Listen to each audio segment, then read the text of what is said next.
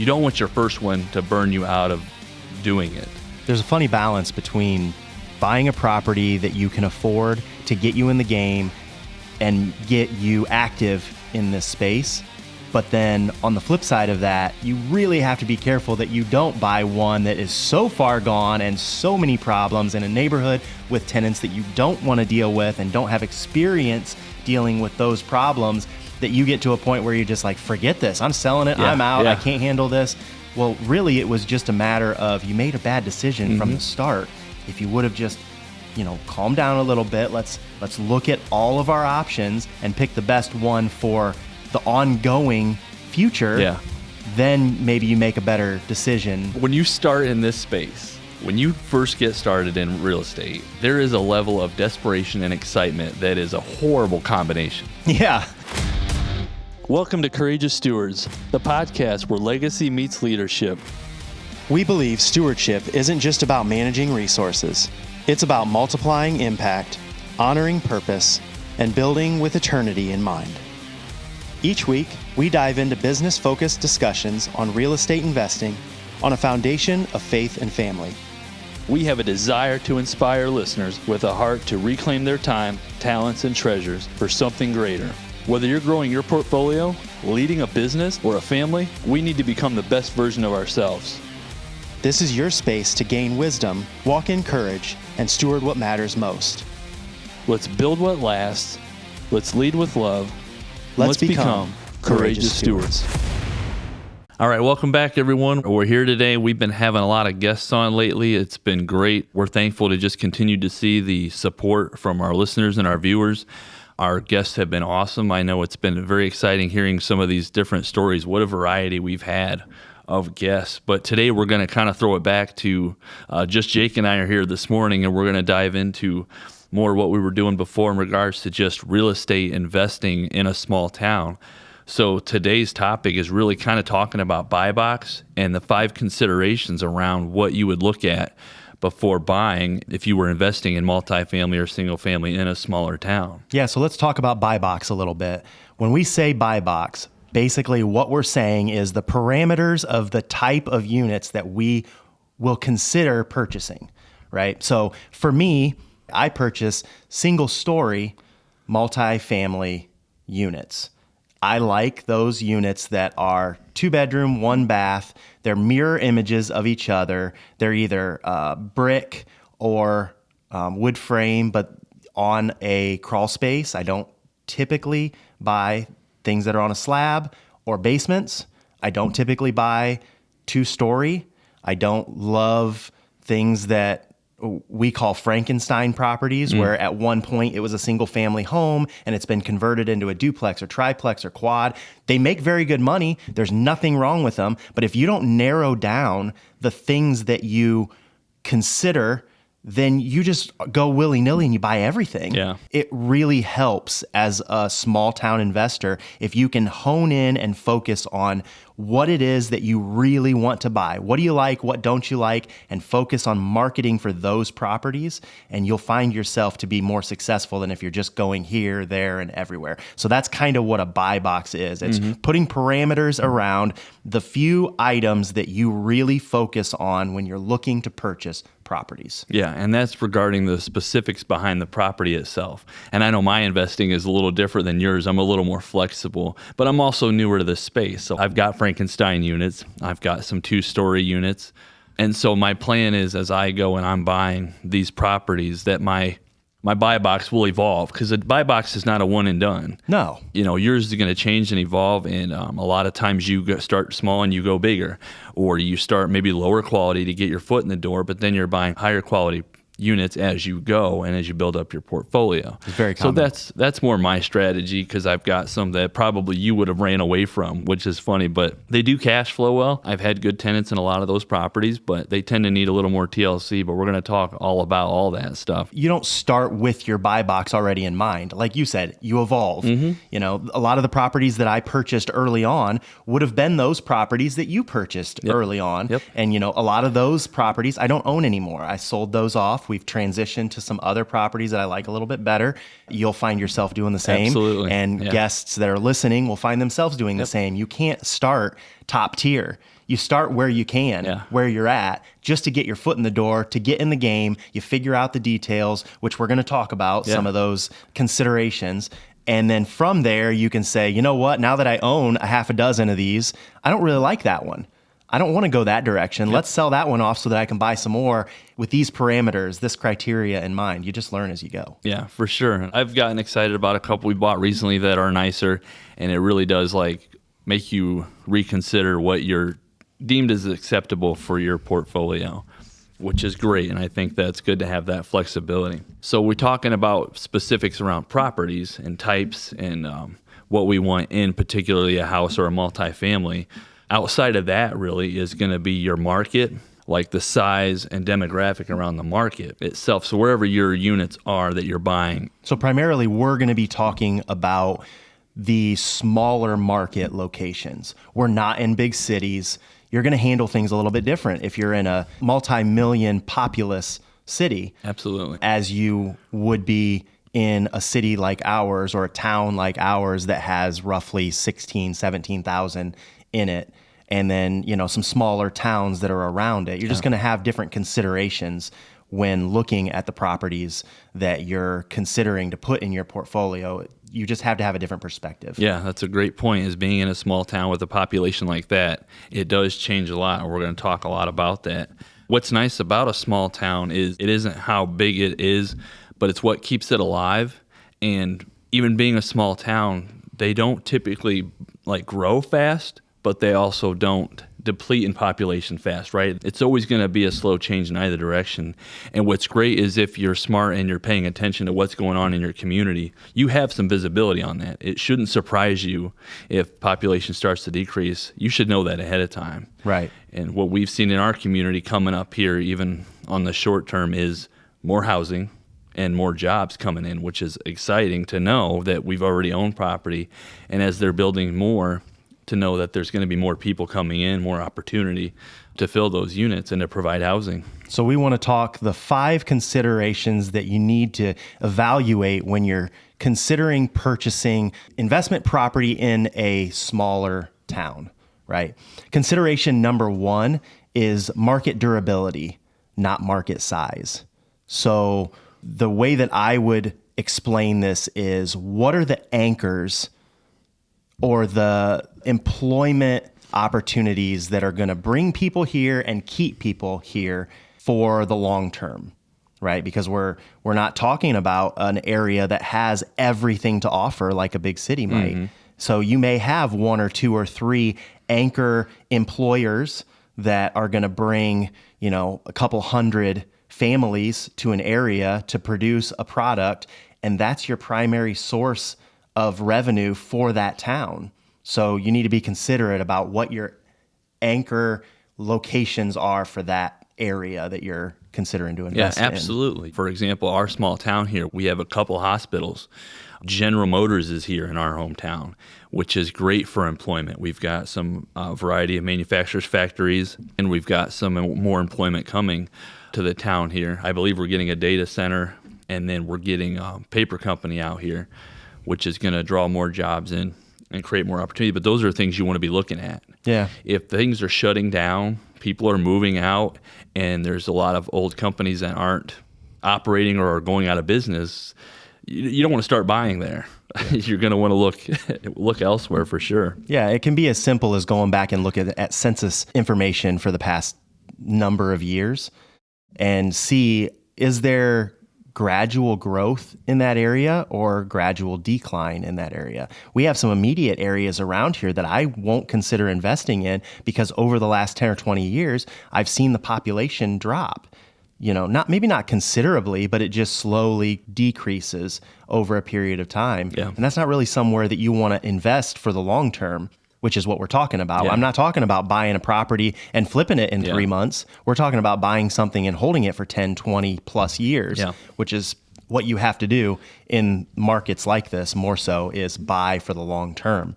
And so even regional considerations for the area around you needs to be carefully thought through. Mm-hmm. We sit in a really great location here because we're equal distance to 4 or 5 fairly decent sized little cities. Like a hub. Like a hub. Right here. Yeah. And so those regional draws make a big difference. Somebody can live in our town and still work in those other towns. Yep. And some of those other towns have incredible job opportunity that we don't have here, but it's still in travel distance, and that makes a big difference. It's a great point. And when you're looking at these businesses, these companies, these employment, whether you have a college or a hospital, that's going to be your renter base.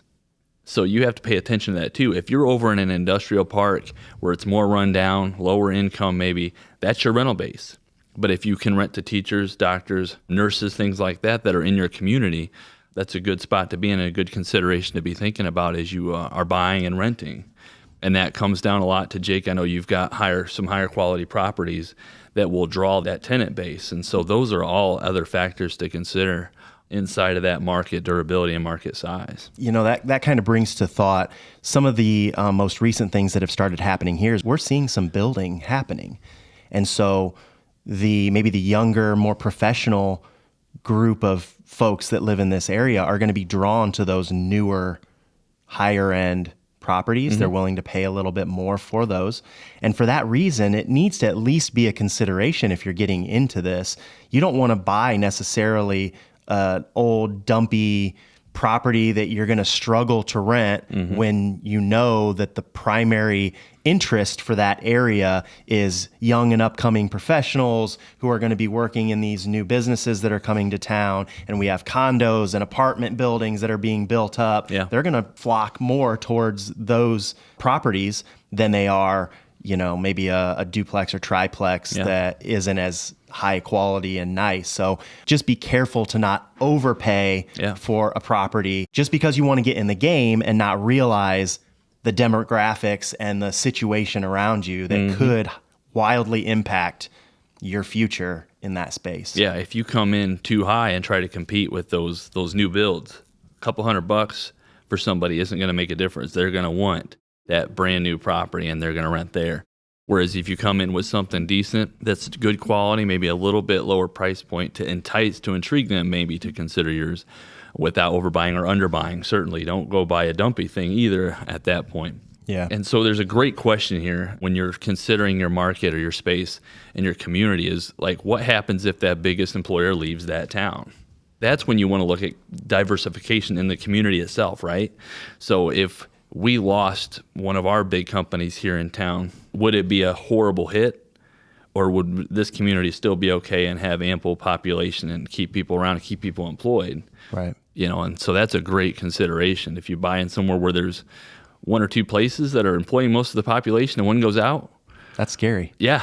Yeah, that can get really scary really fast. And that, again, takes me back mentally to our area being more of a regional draw. Like we're a hub, we're kind of a central location to a lot of different areas. And there's a lot of those places around the country. If you really do some research and figure out what location you can be in that is maybe a tertiary market to a bigger town or several big towns, but still well within driving distance to be able to maybe work in that area, the bigger area, and then pull back to one of the smaller areas to live in. A lot of cases, people want those smaller areas for several reasons. They like the community feel, but also it typically is a little bit cheaper for them to rent a property in a smaller town than in one of those bigger cities. So it's a consideration that a lot of tenants will have. Well, I can live over here in this smaller town and my rent's going to be $400 cheaper than if I buy or I rent something in a larger town. So you definitely want to consider that. A couple of things that you can do to do some research for the economic stability of the area is you can get on city websites and get city data from the past multiple number of years. And the Chamber of Commerce has all kinds of information regarding populace, what's coming to town, what may be leaving town, all that information. And they're more than willing to give it to you. Yeah. Before I started the business, I got an entire housing report in Defiance County. And it was talking about everything, future builds. It talked about even the dog park out there by the reservoir. It was talking about all that. And it gave housing. It gave amount of homes that are owned, homes that are rented. It gave average rents. And even what I saw in that report when I was developing my target rent prices was that housing report gave me the percentages in which people pay typical rent around our area. And I realized that in our price point that I was targeting, we were hitting 47% of the market share in renters in Defiance County. And that was very affirming for us to go forward with where we were planning on buying and where our rental prices were going to be, because that's a good percentage of the rental market share here in Defiance. Do you remember where you got that from? It would have just been... Was it online or? Yeah, I looked up the Defiance County Housing Report. Okay. And I got to the website that got me the PDF, and I saved that. I've still got it today in my folder. And it was very, just like you say, it had everything in there. Yeah. Population areas, it had different highlighted like neighborhoods and stuff, and it was talking about giving you information on those, because that's another thing to consider when you are buying in a community. Say you pick a community, well, now you're getting down to the more micro spots of the community itself, which is the neighborhoods. The community may be great, but now you got to go. You got to be feet on the ground and get eyes on it, because now the neighborhoods matter. Yeah. Where are you going to buy your property? Just because you're buying a property in that town, where's it located? What are the neighbors like? What are the properties like? That has a tremendous impact on your ability to rent, where you can price your rent, and then obviously how happy your tenants are where they're living. Yeah, a lot of people think that investing from a distance is a brilliant plan. Well, I don't have to be there. I can hire property management to handle it, and it's fully passive income. Little do they know that it helps tremendously to be in your community, to really understand that side of the street is not a great place to purchase, but this side of the street is. Yeah. And sometimes in small towns, it's that close, Yeah, right? for sure. I mean, you can drive down the road on the same street and say, well, we don't want to buy on that end of this street, Yep, but we'll buy on that end of the street because it's better, Yep. And you don't know that if you're just buying from, you're buying in Ohio from Louisiana. Yep. How could you possibly? You'd have to lean on real estate, other real estate investors, realtors, or if you happen to have boots on the ground who really knows the area. But be very careful about just willy-nilly buying in some other market, because you don't know what you don't know. Yeah, I think that's a good point. It's funny, the one I'm getting right now, I'm getting a duplex, and we're renovating that one, and it's on a street that's exactly to your point, and I know that from just living here. I know that the other side of the street, down at the other end, out towards the reservoir area, they're nicer units. And then I know as you go the other way on the other end, they're not bad. You're closer to town. It's a little nicer over that way. But if you get right in the middle pocket of that same street, I don't want to buy any properties there. Right.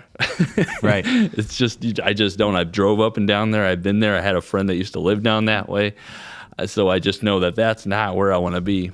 That is a lot of people's business model, though. They are okay with buying the low-grade, slummy, tight properties and dealing with that demographic of people, because typically cash flow is higher, right? You can buy the property for far less, and your cash flow is going to be greater. Yeah. However, the problems that you get from going that direction in your investment strategy, for me, is not worth it. Yeah. For some people it is, and that's okay, but just be cautious or careful. Just because it's a $8,000 house does not mean it's a good investment. Yeah. Right? And on the contrary, just because it's in a really great neighborhood and you pay too much for it doesn't mean that you're getting a good investment. Maybe it does long term if you're able to hold and you don't need cash flow. You buy in a great neighborhood that's a solid property and you plan to hold it for the next 20 or 30 years and let your tenants pay it off. Well, okay, I can understand that. But, sometimes finding that good balance in between those two is really where you want to be at. And that's where we both have capitalized for our strategies, I think. Let's go on to number 2 here. So number 2 consideration is, you were just about to get there, I think, is what I was hearing, was property condition and like the CAPEX reality. We've talked about a little bit of this before. Yeah. And so you go in and you're looking at the house. You were talking about property conditions, right? That cheap house for $20,000 may be able to have some small updates in rent, but what is it you care about? How much do you want it to be, and how much quality do you want it to have? And that's all got to be considered. So when we're looking at CAPEX, looking back even, I bought one and was surprised by the CAPEX reality. Bought it. I knew it needed some work, and I knew maybe a roof was coming down the road, but that wasn't the case. Bought it, $8,000 roof, which isn't a lot for a roof. It's not a big place, but I'm not going to profit on that unit for years probably. Yeah. And that's just the reality of it. So that for me was a big surprise to buy that property and put $8,000 in a roof that quickly. You just got to be paying attention to that stuff. Look close at it. We've talked about it a lot. You don't want your first one to burn you out of doing it. And that's a very real thing you can do on that first one. So this is a good topic here. There's a funny balance between buying a property that you can afford to get you in the game and get you active in this space. But then on the flip side of that, you really have to be careful that you don't buy one that is so far gone and so many problems in a neighborhood with tenants that you don't want to deal with and don't have experience dealing with those problems, that you get to a point where you're just like, forget this, I'm selling it, I'm out, I can't handle this. Well, really, it was just a matter of you made a bad decision from the start. If you would have just, calmed down a little bit, let's look at all of our options and pick the best one for the ongoing future, then maybe you make a better decision. When you start in this space, when you first get started in real estate, there is a level of desperation and excitement that is a horrible combination. Yeah. I was writing checks. Every time a property came across my desk, I'm writing checks. I was at the closing office so much, they gave me a membership card. I got a rewards program over at the title office. But it was a desperation and excitement. For me, it's here, I have to buy it. And I didn't realize till my first year in, it's like, wait, I don't have to buy that. I'll wait. I'll just keep going for now. Not buying it is okay too. Yeah. There's other deals out there. There's other properties. But yeah, exactly. Well said. And that was something I dealt with on the start and that was part of that. So it's just important listeners know, if you start in this, it's exciting and you're desperate.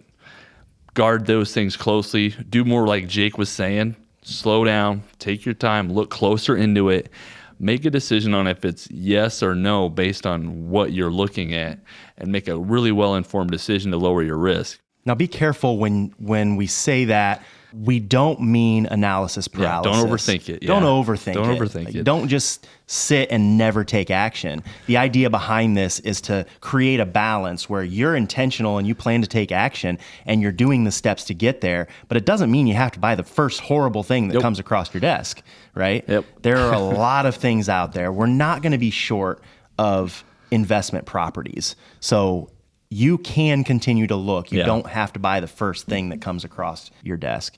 So small towns. Yes. Or small town buying. And a lot of these homes, we were talking a little bit before we started about age, how old some of these properties are. And we hear in our small town, a lot of times you hear the word character when somebody's looking at a house. Character is good and bad, but let's talk a little bit about what character means in small town investing on some of these properties that we have in our community and that a lot of times you're buying. Yeah, when I hear character, I think age, right? Especially in small towns. Most small towns you're not going to drive into and see new high-rise buildings. You're not going to see brand new builds that are going up in communities. A lot of those small town communities were built in the 60s or 50s or even prior to that. A lot of the homes that we see in the Midwest, especially single family homes, may be over 100 years old. So those things need to be considered. You have a lot of capital expenses that have probably not been tended to from the previous owners that are going to get passed to you. And so as you're looking at these properties, you really want to consider what are the big things that I'm going to have to take care of in the next 2 to 5 years. Yeah, it's like a bad handoff. Yeah, kind of. It's like they're ready to let go. You're ready to buy. And they're like, they didn't fix any of this stuff. Yep. And they're not going to because they're going to sell it so they don't have to. But right. And in these properties, typically, if you're buying a property that was built in the 60s, it's not, call it 1960. It's now 2025. That property is 65 years old. Maybe nothing has been done to correct some of the issues that have happened over that 65-year period. And those things are going to get passed on to you. And then you get a year into this and realize, well, I got to put a new roof on. $8,000, whatever. That's probably pretty cheap, actually. Yeah, it wasn't a lot for a roof, but water heaters, electrical. There are many, many, many things that you want to at least consider that you're not going to be profitable on this unit, for quite some time. And you need to be accepting of that fact. If you go in day one and you buy a property that's brand new, that everything is warranted for the next, 18 months or a couple of years, and everything is perfect, well then, okay, maybe your cash flow is going to be lower because you're paying more for the property, but you're not going to have those capital expenses. And the trade-off to that, buying in a small town, is that you are going to buy a property that is quite a bit older than that, and you have to deal with some of those CAPEX expenses. But in the long run, you're getting a cheaper price, you're buying in a solid neighborhood, and you're going to have that property that's already stood the test of time. And you're improving it from where you took it at. Cash flow is not going to be there the first couple of years, but 5-10 years from now, you're killing it because you've done those things now, and you don't have to worry about them. And then the cash flow every month from the rents just keep coming in. Some of mine have gotten quite a bit quieter in that regard. All the small fixes that need done, all the changes that need made. And it's been pretty quiet lately, which is great. And that's where you want to be. I use the word good bones a lot. So when I'm going out buying or I'm looking at a property, I'm not overly concerned if there's a hole in some drywall or some flooring needs done, or some updated switches and outlets need pulled out and changed. But I want good bones. I need foundation, roof, and just good structural, components in place that are still solid. So good bones is what I use a lot, because that's small town buying. It just lends itself to that focus. We're not being developed like the bigger cities real estate wise. They're not coming in here and putting up big, huge housing facilities and things like that. We're getting a couple small ones coming in to be built, but you're buying older ones. So just those considerations around property condition and CAPEX. When we say that, we are referring to look for things that we call deferred maintenance. So deferred maintenance basically are those things, like we talked about, that are bigger items that need to be addressed but just haven't been by the previous owner. Things like an old roof, maybe old galvanized plumbing, maybe fuse boxes instead of the newer breakers. Foundations that have settled over time. When you build a property, it's not going to move a lot right away, typically, not always the case, but as you have that property sitting where it sits stationary, over time, the foundation may settle, things may shift. And so those are things that you need to consider when you're purchasing these properties. And those are what we call deferred maintenance, bigger things. And those aren't necessarily deal breakers. No. It's a matter of, do you have a plan for it? Do you have a capital fund put back for those issues? Or can you get an idea maybe on timing? If that roof's going to need done, or you are going to have to fix something a little bit structural in the one corner, maybe you've got a sagging corner. Is that this year? Is that in 2 years? What's the cost going to be? Just have a plan for it. It doesn't necessarily mean it's a deal breaker, because there's a time to walk away and there's a time to renegotiate when you're looking at a property. And so we have to consider those very things. I've had a lot of them that it was renegotiation. Like, okay, I'm not thrilled about this, or it's a safety thing. Maybe the electrical is outdated in certain ways, or the breaker sizes are wrong and the wire gauge is wrong. Like, I can't even buy it that way, so I wouldn't rent to anybody like that. It's not safe. So you can often renegotiate, still get the deal done on those things. But there's times to walk away. I know you and I had looked at one in a town just outside of our own, and it was a quadplex. And on the outside, it looked okay. It was rented out fully. And I even went and looked around the inside and met with the tenants. I'm like, okay. The price point was really good. So it was kind of one of those things like, we at least got to look into this. Well, we opted for a home inspection, and I've got a great home inspector that does those for us. And when we got the call, I didn't see it. I saw some cracking and things like that, but that expertise and that experience where he can look at what I saw and go, yeah, you saw it, and to you it looked like some drywall fill and some paint. But because it was on story 1 and story 2, nearly in that same place, he told us it was like it's architectural, and you guys need to run, not walk away from this property. So that's not a renegotiate, that's a leave, because he said it was going to take architectural engineers to come in to assess the building and potentially do major rework to make it healthy and structural. So it's like, no, we're not buying that one. Yeah, going in and raising an entire quadplex and resetting the foundation, that's no small task. Yeah. And that's another thing that should be considered is the community that you're planning on purchasing in. What are the limitations for contractor availability?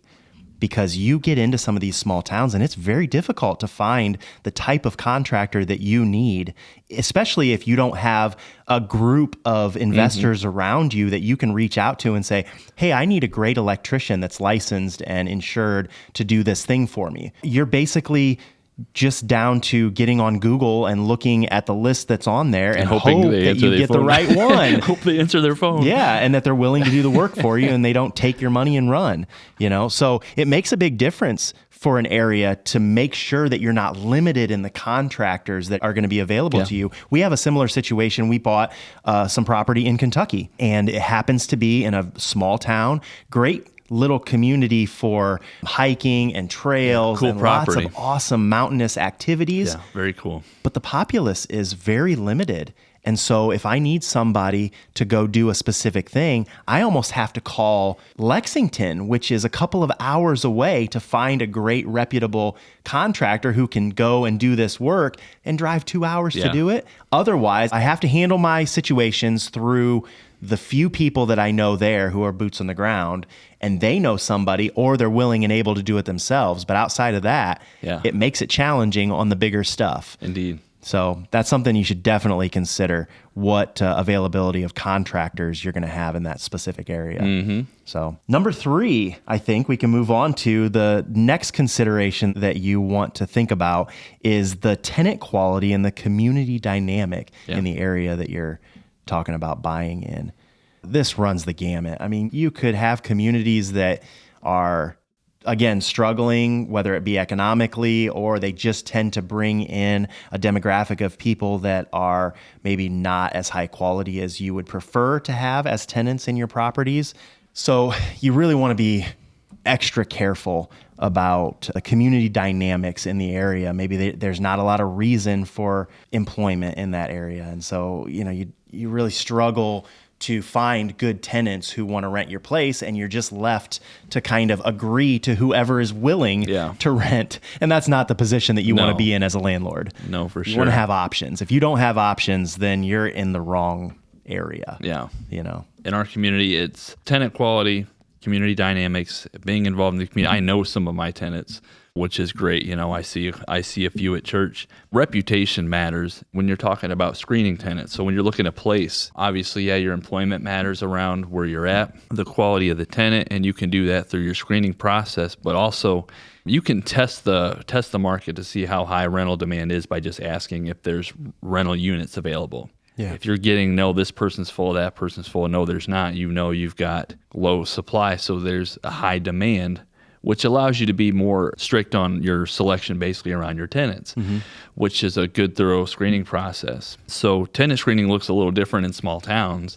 We still utilize a lot of the same go, no-go gauges in regards to credit history, eviction, things like that. We look back at a lot of the same things, but we often meet our tenants in person before we place them. We see our tenants out in public. So it's one of those things where screening in a small town is a little bit different than in the big city. Yeah. And I would even flip this a little bit, and I would say that your reputation spreads fast as a landlord, especially in small towns. Everybody knows who you are. Everybody. And so this is a great place to plug in that stewardship portion of why we have this podcast and we do what we do, because your reputation does matter, and you're called to steward these properties that the Lord has entrusted to you well, and also the tenants that you're putting in them. So taking care of your tenants is important. Taking care of the property is important.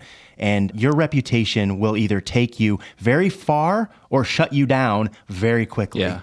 It's important to consider. It absolutely is. And you got to take the good with the bad. So I've had mostly good reputation, good communication, because I get reached out to from somebody who knows somebody maybe that is renting from me. And they're like, I've heard you're a good landlord. I was wondering if you had anything open. But I've also had the other where I've got some tenants that are just mad. And so you just got to take the good with the bad. You can't make everybody happy, but you do your best to steward well, treat people right and fair, take care of what you need to take care of. I try to consider them guests. Yeah. So I try to consider them guests. I'm not a hotel, but I want to make sure that things are not left, and things are not broken. If something's wrong, I want to get it fixed and get it taken care of. So reputation is important, and it's really hard to run from that in a small community. Now, that doesn't mean that you're a pushover. That doesn't mean that you are agreeable to everything, every demand that No. every tenant has. We can't be. Yep. Because honestly, some demands are just outright ridiculous. I can't change your countertops for the kitchen to look like HGTV today. Right. You know what I mean? I can't do that. You've got great countertops. Everything's working, right? Is your sink okay? Yeah. You know, I can't come in and tear out a countertop and put a brand new one in there. Yeah. You've got boundaries, you've got lines, and you can do certain things at times, and sometimes you can't. I know I had one request and it needed it. It was kind of a combination of things. They mentioned windows so they could put AC, like window ACs, and I don't have AC in this unit. And the windows were old. And so it was kind of a thing where I'm like, they were asking, it was kind of time. So I ended up doing that one. And it was a combination to take care of the guests, take care of the tenant, but also the property. It just Improves kind of your property Yeah. at I the was same like, time. let's go ahead and do it. I said, at first I was like, no, we're not going to do that this year. But so there are opportunities where those make sense. But no, you can't just update everything that the tenant says they'd like to have new. I have kind of an interesting story along those lines. Recently, I had a tenant who has been with us for many, many years, was at the same apartment complex far before we purchased it. She's been well under market rent forever.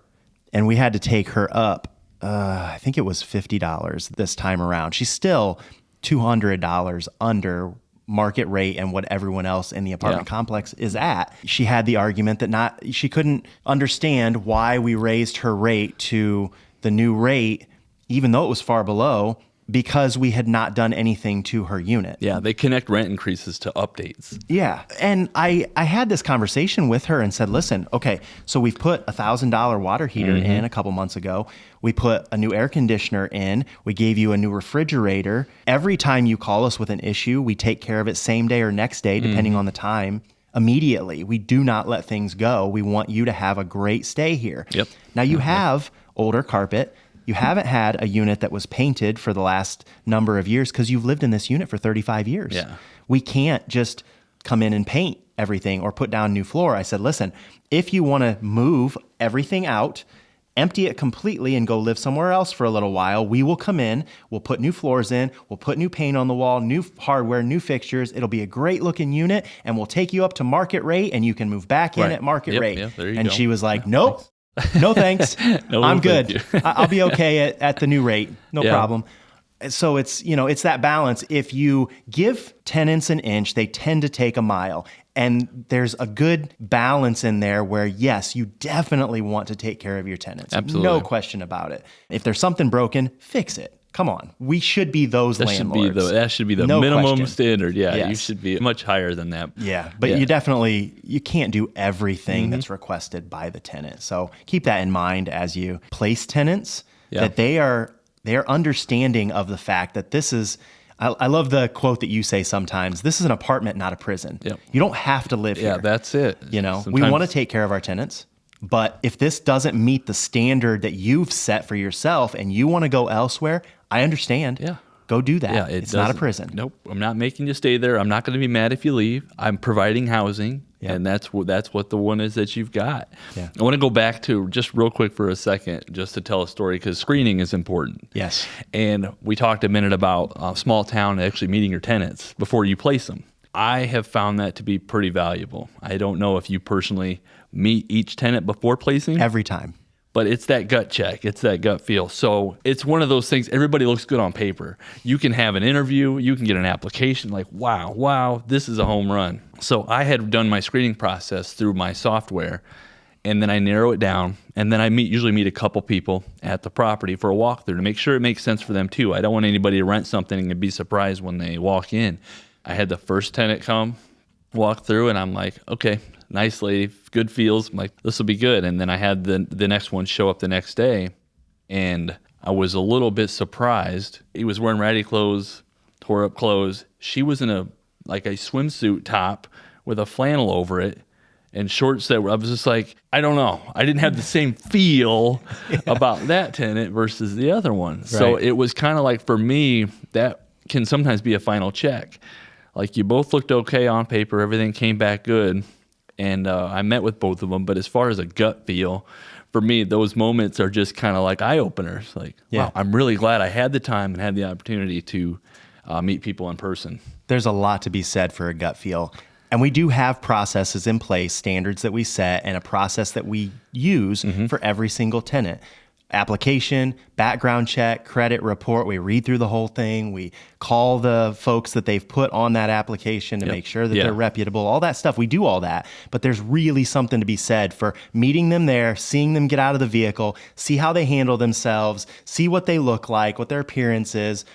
Those things are super valuable. They speak volumes. Volumes, definitely. And I would also say that if you are physically not able to meet every single tenant that you're placing, trust somebody that you're sending there. It shouldn't just be anybody, at random. First of all, you should not be giving them just the code to get into the property to go look at it, or the keys are underneath the mat over here. Go let yourself in and walk through and tell me what you think. That shouldn't happen. But if you're not able to be there, try to find somebody that you trust completely who can give you the information that you're looking for. Like, I have one person that if I'm not able to be there, that person, who happens to be my dad, is able to go there, meet with them, and he calls me right afterwards and says, I don't know if this is a good one, or these people could be pretty good. I like what I saw. They talked well. They were, they were good people. I think this could be a good one. Very cool. There are very, very few people that I would trust to meet a tenant there and give me feedback that I can trust on whether or not, because I may end up having to do an eviction that costs me, several $1,000s all said and done to get them out of there. I don't want that. So it's important to get eyes on the person. And if you can't, you need somebody that you trust very closely that can. And it's not to say at all, this is not a thing to encourage judging a book by its cover. No. Or being like, okay, that's a bad person because they're wearing a certain outfit. That's not what this is, because honestly, the other tenant I had picked, super nice person, great tenant, but they just disappeared. Like, they went up to Michigan, they were gone, just disappeared. Great tenant, great person, but no communication. I just noticed the 1 month rent was late, reached out, nobody was talking to me. Rent was still late. Nobody was talking to me, and they were just gone. And so it's not to say that has everything to do with it, but it's just a good gauge sometimes for heart feel, heart check, and where you're at personally. With that. So looking at number 4, we're looking at consideration 4 around rental demand and rent ceilings. This is kind of an interesting topic. So for me personally, being in the smaller town, I know market rents are higher than most of my rents. And especially these new units are going to be considerably higher. But I find value in that sweet spot. I don't want to be, none of my units are real low. But I don't have any that are up at that market price. I'm often a little bit below that because I find that to be a good spot to be in, because people will be looking for those new housing and they're going to go, whoa, this is quite a bit a month for a small town like this. But they'll look at something that I've got that's decent quality, that's rented for a fair price. It's a little bit lower than that.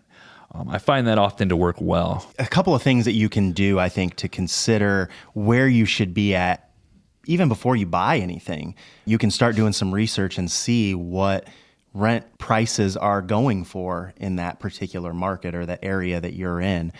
Get on Zillow and Facebook Marketplace and just do searches for rentals and see what landlords are currently listing their properties for in that area. Another thing that we do, or I do, is you can get on the Section 8 government website and put in your location, and it will spit out what the prices are that Section 8 will pay for a 2-bedroom, 1-bath, or a 3-bedroom, 1-bath, or whatever it is. Typically, you're going to probably price yours slightly below what Section 8 is, but it at least gives you an understanding that you're not going to be able to go above that rate typically. And so it kind of gives you that baseline of understanding, okay, I'm never going to be above this, and so therefore, I can't buy a property that I need to have rents far above that because I'm not going to get there. We need to buy a property down here that has good return on my investment and I can rent it for X number percentage underneath what Section 8 government standards say they'll pay for it. That's a good point. Another thing to consider through all of that is that you really don't want to over renovate a property because it will kill your return on investment. To your point earlier, you said this is not HGTV. We can't have premium everything in our rental properties. It it makes no sense, especially in small towns like this, unless you're able to capture a premium price and you have those tenants who are willing to pay it. Otherwise, you really need to be careful. We have a standard that we follow for every single apartment that we go into. We put the same fixtures, we put the same hardware, we use the same flooring, we use the same paint.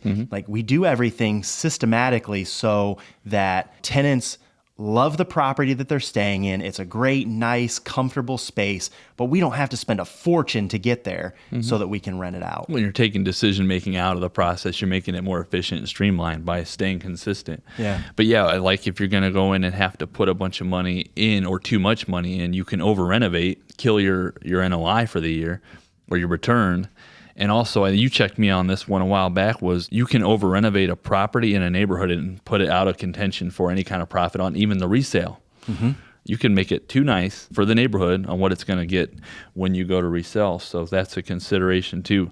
For us in our town, rental demand is high. Yeah. We have a masterminds group. We sit with a few local investors here, and everybody's full. I've texted you. I've texted a couple of the other guys when somebody reaches out to me, and everybody's full. So we know our demand is good in our area, and it's important to try to figure that out and look at that. So yeah, absolutely research going rates in the area. You can test the market to see how much demand there is by asking around. So looking at vacancy rates too, you can ask other local investors about their vacancy rates.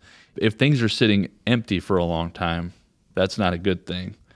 It's not always good that they're always full either, because you don't know who they're putting in their units. Right. I definitely, it's something I want to look at as I go forward in regards to property management. And that's the hard thing to let go of, because that's the thing I'm closest to, is picking who's going to be filling the units.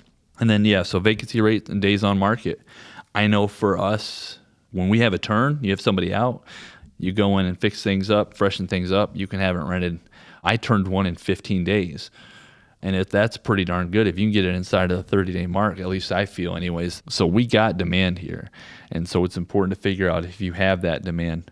And knowing your rent ceiling is strategic around the property. There's so many considerations. I mean, we could sit here and talk all day about that. But that rent ceiling, where you want to price your rent, what property you want to buy, what you're going to put into it, all factors into those, to your rent prices, your profitability, and the demand you're going to have. You can price yourself out of demand. You could tell me all day that, man, Defiance or Brian or one of the communities we're around here has tons of demand. But if you go buy something and your rents are super high, then you're frustrated. You're sitting there for 2 months trying to fill it. Well, it's too expensive. You've priced yourself out of the demand that's there. Yeah. Consider the remodels that you're doing on a property in between turns. If you have a tenant that leaves and you know that you have high demand for that unit, you don't have to go in and remodel the entire unit to put somebody else in it. That's nice. It's fine in certain scenarios, and sometimes it's necessary if you don't have high demand and you're really trying to attract new tenants and they're just not there. That's a great point. But if you can go and turn a property, get a good cleaner in there, freshen up the paint a little bit, do any of the damage repairs that need to be done, but you don't need to remodel the whole thing, get it back on the market and get it rented quickly. That will help to preserve your bottom line. Yeah, absolutely. I've done that for a couple. I've gone in, I'm like, I'm going to do some more work to this one. And then it's like, well, I know the demand's high and I know the price point on that one makes sense to maybe just fix a couple things, update a couple things, and then get it back on market to rent it. Because if I go in and spend $6,000, knowing it would have rented just fine as is, now I've spent $6,000. Okay, maybe you refresh it and you raise the rent a little bit. You still got to get that $5,000 back. So sometimes it does make sense. Get it cleaned up. Our units are always clean. Things are always ran through, fixed, that need fixed, and then re-rented. But that's a great point too. Yeah. Something else that you should probably consider is that cash flow typically in a small town is far more important than appreciation. Generally speaking, this isn't always the case, and it hasn't been as much the case in the last, 5 to 6 years, because since COVID hit and housing prices have increased significantly and stuff, it's been a little more appreciation heavy. But generally speaking, for a many number of years prior to that, you didn't see a lot of appreciation in value on properties in small towns. And those properties, if your intention was to sell them, they may sit on the market for quite some time. Yeah. So when you're going into this game in a small town, you really want to go in with the intention of great cash flow, and you're holding the property for a long period of time, 10 years plus, better 20 years, or maybe never sell. If you do sell, you 1031 it into another property, but consider that in a small town. It's really more about cash flow than it is about appreciation. And your tenant is going to pay down the mortgage over that period of time that you plan to own it. If you go in with the intention of, I'm going to own this for 10 to 20 years, they're going to pay most of that mortgage off for you. So go in with the idea of cash flow rather than necessarily appreciation. Yeah. Now, I say that with a caveat, like that's not always the case. So somebody's going to hammer me over that and say, wait a minute, that's not true. Just keep it in perspective. Cash flow is important in a small town, and appreciation is there. And over time, it will get there even more. But just don't go in with that intention. Exactly, and that's really comes down to demand in the area, which we've seen some of that pick up. Like you and I talk about it a lot. These smaller multis are becoming very easy sells, but we are still not high demand, high real estate market like you see in some of the bigger cities. So looking at consideration number 5. Yes. I mean, we're kind of touching on that now, right? Depreciation and the exit. So talking about exit strategy and liquidity, we were just talking about that is since the market has picked up a little bit in our area in recent years, especially for the investment side and the multifamily side, it's gotten easier to sell. So you do want to focus on the cash flow still in our area. And if you buy the deal right, you make money when you buy real estate. You don't make it when you sell it. So making sure you're buying it right. But when it comes down to buying and holding and having it, looking at the exit strategy around if you do want to sell it, there's different avenues. And you've got to make sure we're not only going to talk about like the different avenues, but it's making sure you have the ability to exit in your community, in your market. Because if you buy something that you can't sell, like you were saying earlier, it might sit for 9 months, you got to be able to handle that. So having strategy around how to hold, if you have to for a year, you've got to have that considered. Yeah, so you had mentioned the 9-month thing, and I don't think I've told that story on here. When I first graduated high school, I bought a house. I think I paid $43,000 for it. And the intention was to fix it up. It was a dump. It was really in bad shape, but fix it up, live in it while I did, have a roommate while I was there. And when I got it fixed up, list it, sell it, and make some, decent money on that. And through that process, took us far longer to get it renovated than we intended. But through that process, the person that I had as a roommate decided to move. I ended up getting married. My wife moved in. We got the property done, listed, and it sat for 9 months. Yeah. And it was not a high price point. Like I said, I paid $43,000 for it. I think I listed it for $69,900. Wow. And it sat for 9 months before I got somebody to purchase it. And that was in this small town. Now that was a little over 20 years ago. And things have changed since then. Sure. Especially in our area, they tend to move a lot quicker over the last half a dozen years or so. But it is definitely something you want to consider. Your exit strategy may not be immediate. Yep. When you're talking about selling something in a small town, you have to find the right buyer. That's another reason why I have the buy box that I have, is because more people are interested in the type of properties that I purchase if I decide that I want to sell them. Yep. I want to buy some of your properties, Jake. Yeah? Twice the price. I'll sell them to you. No, I'm just kidding. But that's a fact. I mean, if you consider that when you're buying, like I'm not planning on selling this for the next 10 years. However, when I do want to sell it, people are going to be interested in buying this property over that property all day long. Yeah. And in the meantime, it's much simpler for me to maintain because these are the strategies that I've put in place. I only buy this, this, and this. Yep. So definitely some considerations that you should have surrounding both the short term and what it's going to be like to maintain and manage that property, but also long term when you get ready to sell it. Is this a property that's going to be desirable to folks that would want to buy it? For sure. You may, in a small town, have to consider seller financing down the road. Something to wrap your mind around. If you can't find somebody who's going to buy the property outright through a bank, maybe you consider seller financing, which isn't exactly a bad thing. It has kind of a bad persona. That's probably not the right word. No, it's more of a just a lack of education understanding. Yeah. So if I'm talking to somebody about buying a deal from them and they're sitting across the table from me and they're ready to sell, if I say seller financing, it's the lack of certainty, the lack of understanding what that means. It almost throws a wall up. They right away, and they always go, "No, I just want the cash. I just want to be done with it."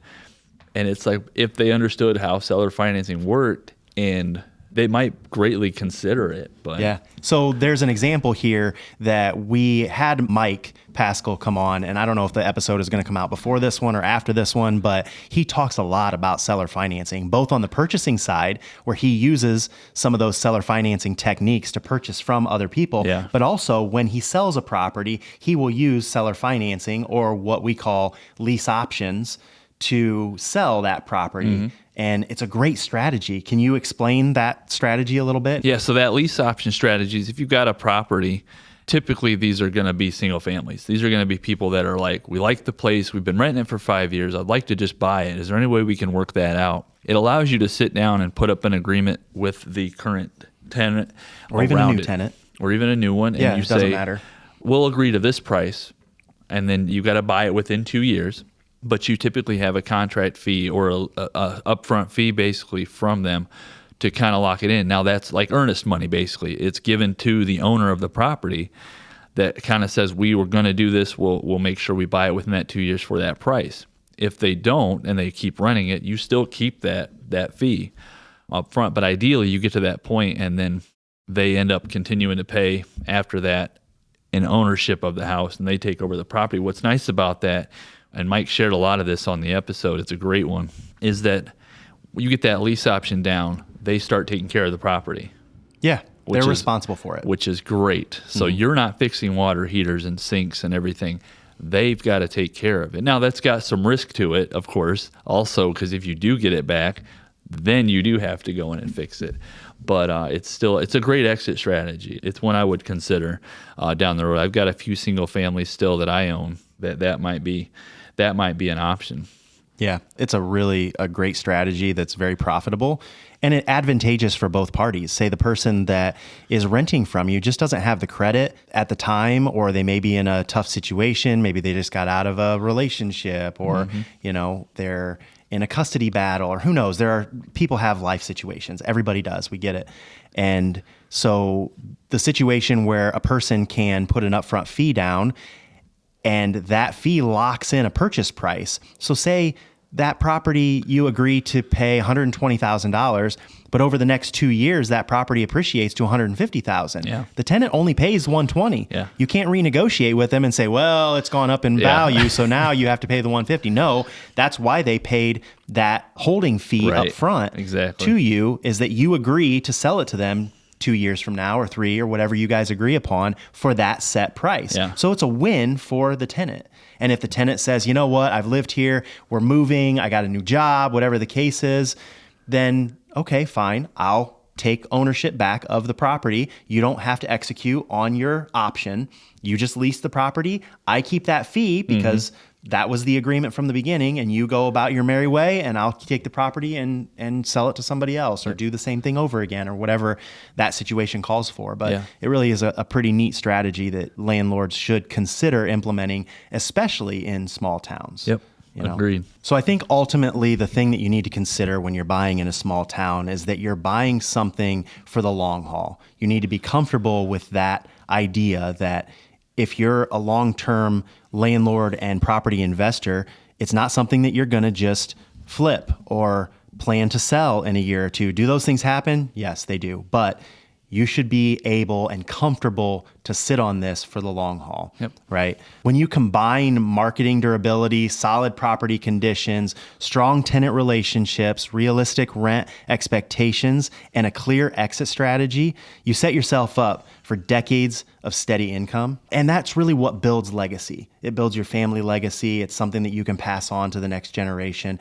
And it's the proper way to steward what the Lord has given us to steward. And that's what we want. That's the vision for us as individuals. It's the vision for this podcast. We want to steward well what Christ has given us to steward. And so we hope that y'all are interested in doing the same. Hopefully this has been educational for you and you can learn something from these episodes where Sean and I are talking just one-on-one about a specific subject that we're interested, that we've learned a lot about. And hopefully we can give you guys some of those nuggets that you can plug into your own investment strategy and become wildly successful. There's enough out there for all of us. It's not a me or you, it's a me and you. Yeah. It's all of us. For sure. And we can all steward well, and we can help each other steward well also. Good. So I would encourage you guys to jump in, take action, do something. Don't just sit on the couch and dream. Make it happen. You never know. Maybe this turns into something wildly successful that the Lord has for you, and we hope it does. And if we can be encouragement to you or can help strategize with you, we would love to hear what you have to say and engage with you on any and all of our social media platforms. Drop a comment and tell us what small town market you're looking at Yeah, we'd purchasing love to hear. in right That's now. so good. We love to hear that kind of stuff. And it's kind of interesting I know some people are kind of like, they want to kind of hold that in close and not really be too vocal. What if everybody finds out? Then everybody's going to come and invest in my small community. Yeah. Meh, not usually the case. Almost never. And so it's really cool to have other people around that can be interested in you investing in your community Yeah. and encourage you to do that. So it's pretty fun stuff. So jump on YouTube and subscribe. We're on TikTok and Facebook and Instagram. We love to engage with you guys. We're interested in real estate, family, faith, and entrepreneurship. And we hope you guys have an incredible week. We'll see you next time. Thanks for joining us today on Courageous Stewards, where legacy meets leadership and faith fuels the journey. If this episode stirred something in you, share it with someone who's ready to step boldly into their calling.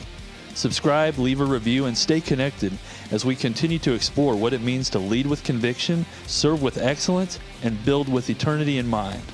So until next time, keep showing up, keep stewarding well, and remember, courage isn't the absence of fear, it's obedience in motion.